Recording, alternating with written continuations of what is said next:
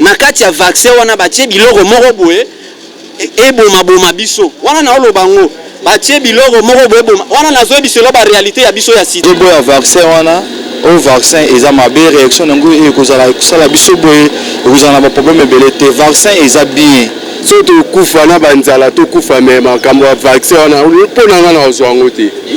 Quand je suivais RFI le matin, kozana ba vaccin mususu za piraté. Ba mususu ba bikezo simba, ba mususu bezo simba te donc ba mesure d'encadrement ezani pour na rassurer biso population pour te tozwa vaccin. Vaccin ce n'est pas une obligation. Oyaningi à cause oyaningi TP ça peut passer mais sauf que vaccin te point. Makamanzala ba aussi ça te vaccin de tozwa. Batika biso kwa mbuye bisoko toza kanda le Congolais mieux vaut que natika la kolia ata matembele na nga ke ba pesa nga vaccin. Ozo comprendre. Mieux vaut que na vanda kaka na ba famille na nga ne to vandi bien na melata Congo bololo.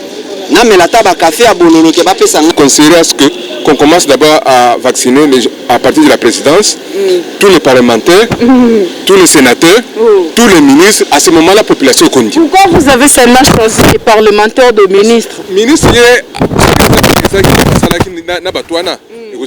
mais ceux qui ont vaccin à solo, banana ko vacciner moko. Alsige vaccin moko boye ko boma bato et puis pas pesa motuté même ezama osepela de ceux qui est sera veut dire eloko ezo sunga moto. To moni biso ko fa na banda kwa prendre po ngai ne na zabo babota ngai mama na nga tongola nga na âge ya 5 ans. Mondele batongola ena noté. Alors moni est-ce que vaccin wana nde ba pesa biso e ko bundisa ba Congo bololoté ba question to poser. Pour na ngala na ozate. Makamani ngole to tika tembe. Congolais aza muto tembe makasi. Mingi est-ce que vaccin wana ba meki yango na ba laboratoire OK ekoko bundisa biso peuple congolais te alors maintenant tingai so ba pesa ngai na oboya te tembe la kisi wana to iko boya to boya yango mais faut chers amis, vous qui êtes partout dans le monde entier, vous êtes dans la diaspora congolaise, vous êtes en train de www.congo-france.com. Une fois de plus, ouvrez-moi les femmes à toutes les femmes du monde entier, particulièrement ceux de l'Afrique centrale, pourquoi pas en République démocratique du Congo. Bonne fête de la femme, merci beaucoup. L'actualité, on n'a qu'une seule actualité, l'actualité reste dominée. Aujourd'hui, nous parlons de vaccin, il y a Covid-19. Déjà, je vous annonce bien avant que le vaccin il y a Covid-19, vous allez avoir déjà, et comme qui n'a vu pour ça, le docteur de la et le ministre de la Santé était Longondo, accompagné du ministre des Médias, Jolino Makelele, Makinda déjà qu'il y a un vaccin pour prévenir, prévention contre propagation, il y a pandémie, il y a Covid-19, il dérangeant qui monde entier, tellement le monde entier qui dérangé la Covid, on a eu de pertes humaines. C'est pourquoi c'est intéressant qu'il par rapport au vaccin, il y a Covid. Merci beaucoup. Papa, bonjour. Le gouvernement central n'a le vaccin Covid déjà en impression nous a par rapport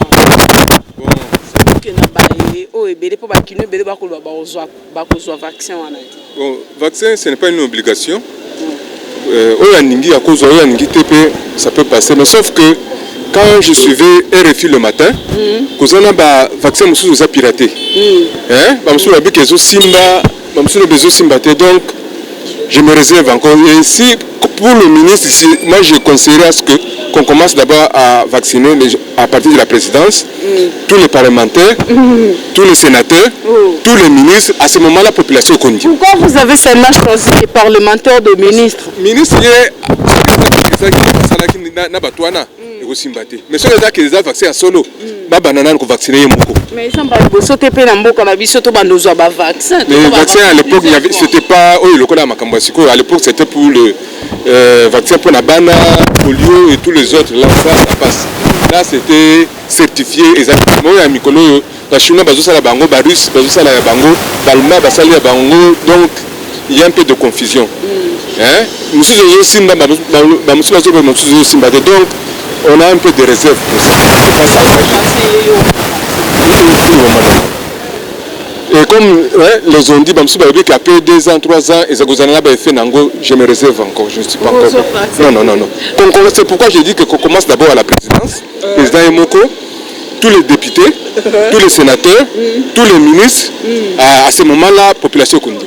Merci beaucoup. Ok, merci, au revoir. Bonjour papa. Bonjour madame. Le ministre de la Santé,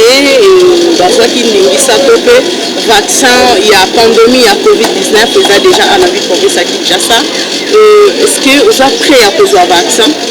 Bon, merci beaucoup parce que les questions d'actualité où le peuple congolais a une inquiétude pour le vaccin, est-ce que azwa ou bien azwate?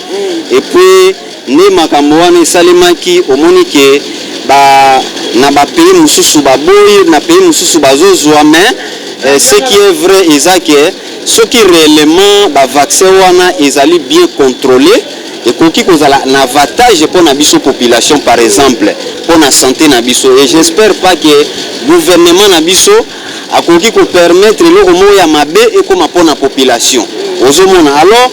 Et notre inquiétude aussi, biso population, c'est que est-ce que est convenient et que vous allez un vaccin wana parce que moni na ba programme ya vaccination ya PEV ils allaient la soki ba pesi bana mike vaccin après ça mona bana mike belé na kati ya nini hôpital alors est convenient wana nde tozomona que est-ce que biso siko population tokoki koboya te parce que gouvernement a un rôle où azo jouer pour prendre en charge la santé de la population et puis pour prévenir les dangers qui à venir pour que la population a tombé dans les problèmes. Et ça bien, mais biso siko population est-ce que quelles sont les mesures préventives que le gouvernement a prévoir au cas où vaccin wana causer problème na mort et d'homme na ba peuple congolais pour moni le biso peuple congolais mieux vaut que natika la kolia ta matembele na ngaki ba pesa nga vaccin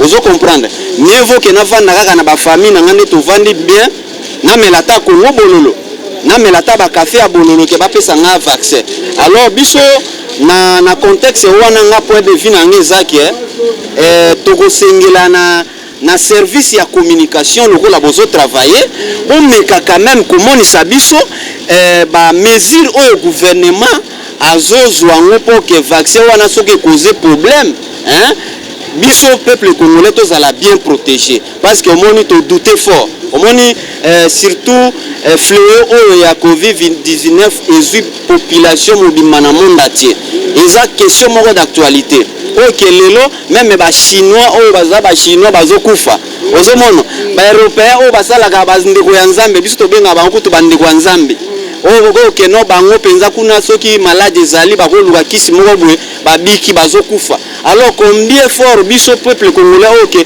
ba poubelle ezana ndako na sima ndako kuna ba déchets ba typhoïde ezali tozo kufa kili alors soki ezake produit wana ya vaccin batie babiloko na kati parce que omoni biso na conception na biso congolais zake na kati ya vaccin wana batie biloko moko boye eboma biso wana na olobango batie biloko moko boye eboma wana nazo biselo ba réalité ya biso ya cité omoni bino kuna bosala ba analyse moko logique mais biso na cité to sala ba analyse moko o eza sur le terrain c'est-à-dire to beta ba masolo ke vaccin wana ndenge zoya eza na biloko moko boye batie yango pour ebundisa ba kongo bololo otomela kango ozo comprendre pour ngai nde nazabo babota ngai mama na nga tongola nga na âge ya 5 ans mondele batongola ena noté alors moni est-ce que vaccin wana nde ba opesa biso ekobundisa ba kongo bololo te ba question to poser est-ce que vaccin wana ba meki yango na ba laboratoire OK ekobundisa biso peuple congolais te alors madame biso tozo soutenir bino mais bon expliquer nde biso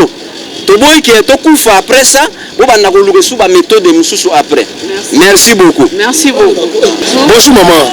Le ministère de la santé contre la pandémie à Covid-19 bazui le likanisi ba vacciner ba congolais pour limiter la propagation de la Covid-19 pour na yo yambia ondingi.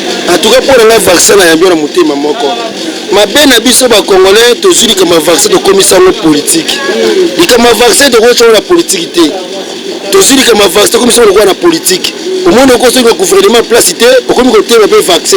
Vaccin na pour la biso té, ikamba vaccin bimakana sokolandi Peter bato akala babanaye kobela bakituntu makobelebele ntango vaccin yaka na mokilongo na mayede ebele ya bomwana vaccin ya mpo na biso te yokani soki mundele aza na posa boba biso na vaccin te bato basala na parlement azaka bamindele ti akoza pas stide mine pati na nzungu ya parlement mpe bato basili donc mundele aza méthode ebele akoboma biso akoboma soki na vaccin te vaccin eza mpo na intérêt na biso o mesi ye moko abaki bien kisi ya coronavirus akozwa mo sosio moke na 2021 lokola 2021 vaccin emonani tona droit ya kozwa vaccin ya mpo na biso te bato mosuku bazwa vaccin baprésident mosusu baleki biso na bambongo bazwa bavaccin ebosala ti vaccin abe ya nini mundele aza na niveau nyonso koboma mutu akoboma mutu kaka na vaccin te aza na méthode nyonso ya kobomela mutu mabe eza te to tozwi vaccin eza mpo na intérêt na biso mo bacongolais eza mpo na intérêt te ya mutu boye te banda kala mundele azwaki solution ya kisi ya vaccin te tomonaki solution ya coronavirus mpe te ntango mundele azwi solution ya coronavirus yokomi kotemela ngo susu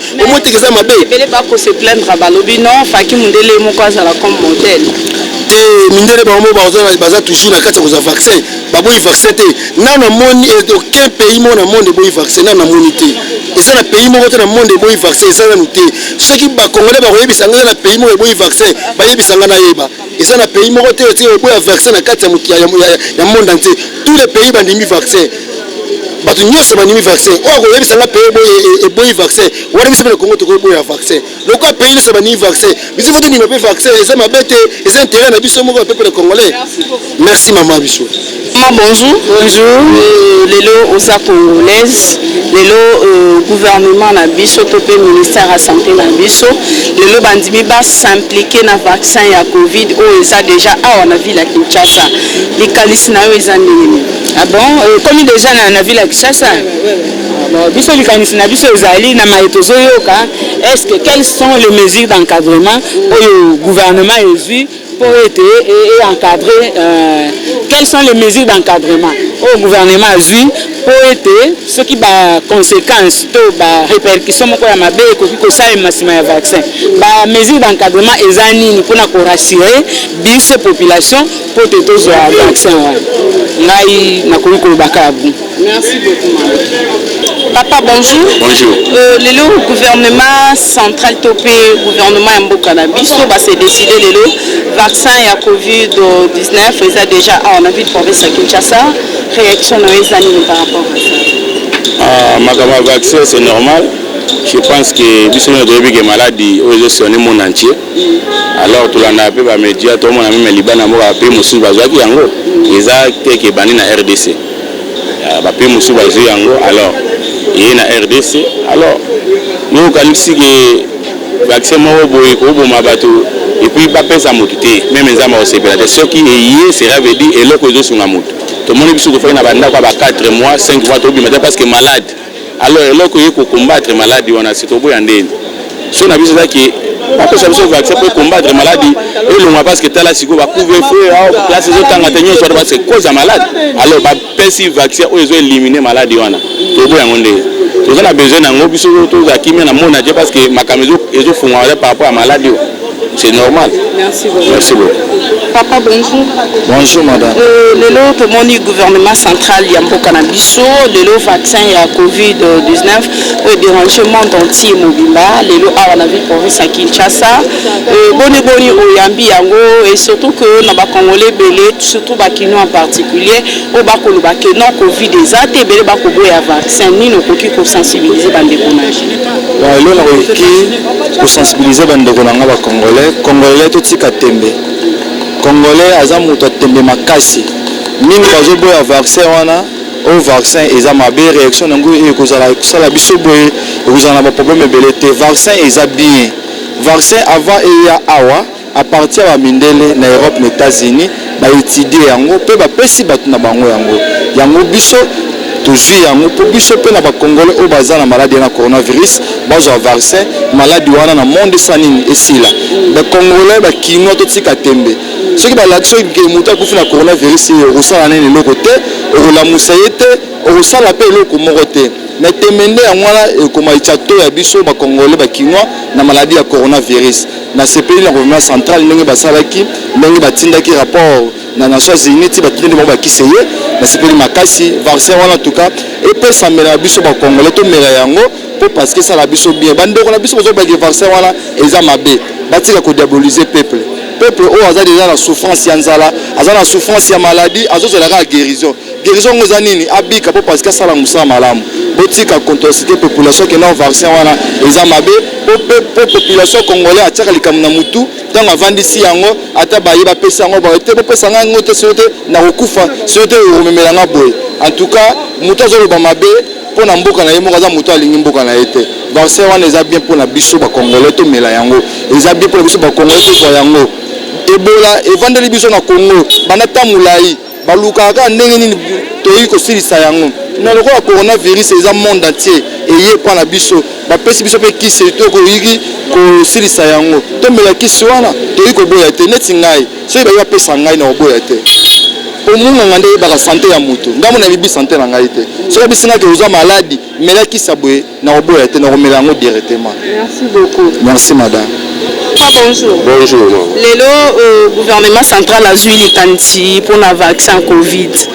Le reçoit vaccin tout Pour le vaccin te point. Makamanzala ba aussi sate vaccin de tozwa. Batika biso kwa mbuye bisoko toza kanda tozo kufana banzala tani na otoka. O mutoki ya pasite ezanzala. Siko mutoki anzala nzala na ba sisite vaccin de ba eli biso. Mais il faut se protéger pour la maladie. Maladie yango bandike pa na bango. Ngapo na maladie wana ngapo tunandima ngo te. Pour makamu bazui politique batie na maladie. Batika biso to fanda ngo.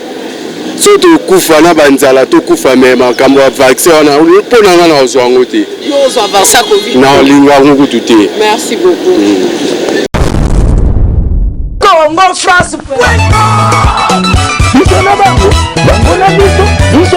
Ekara molai Congo.com site ya Congo masolo ya danger masolo ya kitoko Congo France.com